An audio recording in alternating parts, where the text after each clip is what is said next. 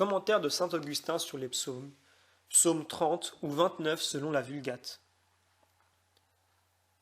Psaume, cantique pour la dédicace de la maison, de David. Je t'exalte, Yahvé, car tu m'as relevé. Tu n'as pas réjoui mes ennemis à mon sujet. Yahvé, mon Dieu, j'ai crié vers toi et tu m'as guéri. Yahvé, tu as refait remonter mon âme du Shéol, et tu m'as rendu la vie, loin de ceux qui descendent dans la fosse. Chantez Yahvé, vous ses fidèles, célébrez son saint souvenir, car sa colère dure un instant, mais sa grâce toute la vie. Le soir viennent les pleurs, et le matin, l'allégresse.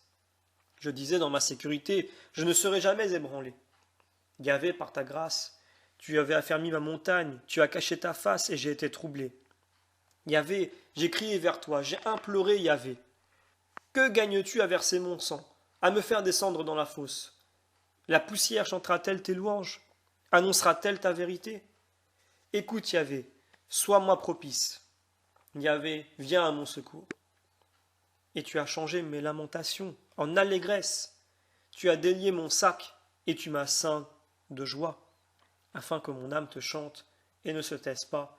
Yahvé, mon Dieu, à jamais je te louerai. Le titre du commentaire de ce psaume est « L'église ou le temple consacré à Dieu ». Commentaire du psaume. Chaque membre de l'église ou de Jésus-Christ peut tenir le langage de ce psaume. Est-ce que peut dire Jésus-Christ à propos de sa résurrection et quand il se prépare à se consacrer un temple dans les fidèles, tout fidèle sorti du péché peut se l'appliquer et se considérer comme un temple consacré à Dieu. Pour la fin, psaume chanté à la dédicace d'un lieu sacré, pour David. Commentaire. Pour la fin, chant joyeux de la résurrection, qui a renouvelé non seulement le corps de Jésus-Christ, mais de toute l'Église, et l'a changé en un corps immortel. Dans le psaume précédent, la tente que nous devons habiter pendant la durée de la guerre s'achevait. Maintenant, il s'agit de faire la dédicace de ce palais, que nous devons habiter dans une paix éternelle. Verset 2. C'est le Christ qui parle ici dans son intégrité. Je vous exalterai, Seigneur, parce que vous m'avez relevé. Je chanterai votre grandeur parce que vous m'avez protégé. Et le psaume nous dit, et que vous n'avez point réjoui mes ennemis de ma ruine. Vous n'avez point permis que ceux qui tant de fois dans l'univers entier ont cherché à m'écraser sous le poids des persécutions, se réjouissant à mon sujet. Verset 3. Seigneur mon Dieu, j'ai crié vers vous et vous m'avez guéri. Je vous ai invoqué, Seigneur mon Dieu, et je ne suis plus chargé d'un corps sujet à la mort ou à la maladie. Verset 4. Seigneur, vous avez retiré mon âme du tombeau. Vous m'avez séparé de ceux qui descendent dans l'abîme. Vous m'avez sauvé d'un profond aveuglement et des bas-fonds d'une chair corruptible. Verset 5. Saint du Seigneur, célébrez ses louanges, nous dit le psaume. Le prophète voit dans l'avenir ce qu'il annonce, et il s'écrit dans ses transports, Saint du Seigneur, célébrez ses louanges, et rendez témoignage à la mémoire de sa sainteté. Et confessez qu'il n'a point oublié cette sainteté dont il vous a gratifié, quoique le temps qui sépare la sanctification de la récompense paraisse long à vos désirs. Verset 6. Son indignation amène la vengeance. Il a vengé sur vous le premier péché que vous expiez par la mort, mais sa volonté donne la vie, nous dit le psaume. Cette vie éternelle à laquelle vous ne pouviez revenir de vos propres forces, il vous la donne par un acte de sa bonne volonté. Le soir s'écoulera dans les pleurs, nous dit le psaume. Ce soir a commencé quand la lumière de la sagesse s'est éteinte en l'homme pécheur et qu'il a été condamné à la mort. À dater de ce soir fatal, des pleurs doivent couler tant que le peuple de Dieu attendra dans les travaux et les épreuves le jour du Seigneur. Au matin, nous serons dans la joie, nous dit le psaume. Il attendra jusqu'au matin où il tressaillera dans la joie de la résurrection future que nous annonce, comme une fleur matinale, la résurrection du Christ. Verset 7.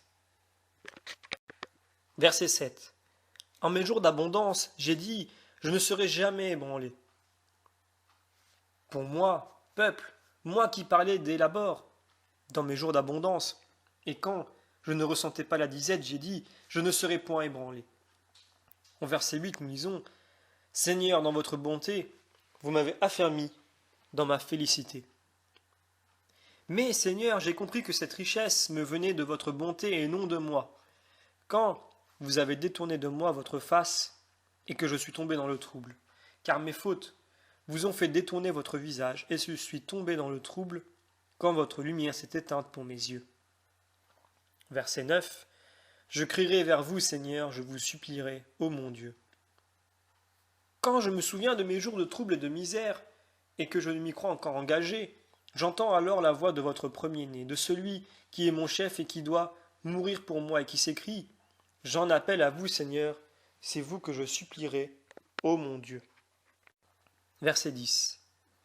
Qu'est-il besoin de verser mon sang si je dois m'en aller en pourriture? Est-ce que cette poussière pourra vous glorifier, nous dit le psaume?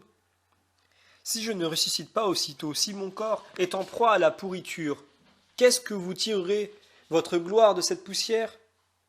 Ou de cette troupe d'impies que ma résurrection doit justifier?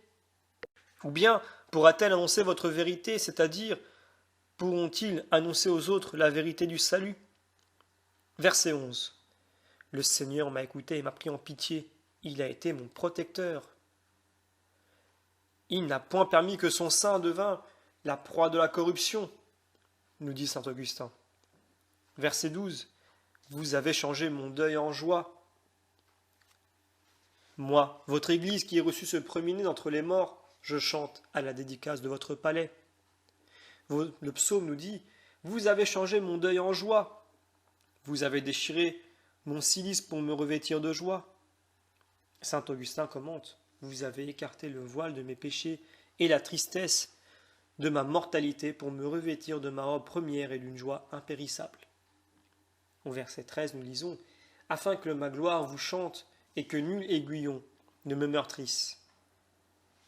Saint Augustin commente, afin qu'il n'y ait plus aucun deuil pour moi, mais que ma gloire chante vos louanges, et non plus mon humilité, puisque vous m'avez tiré de l'abaissement, et que la conscience de mon péché, la crainte de la mort et du jugement ne perce plus mon cœur.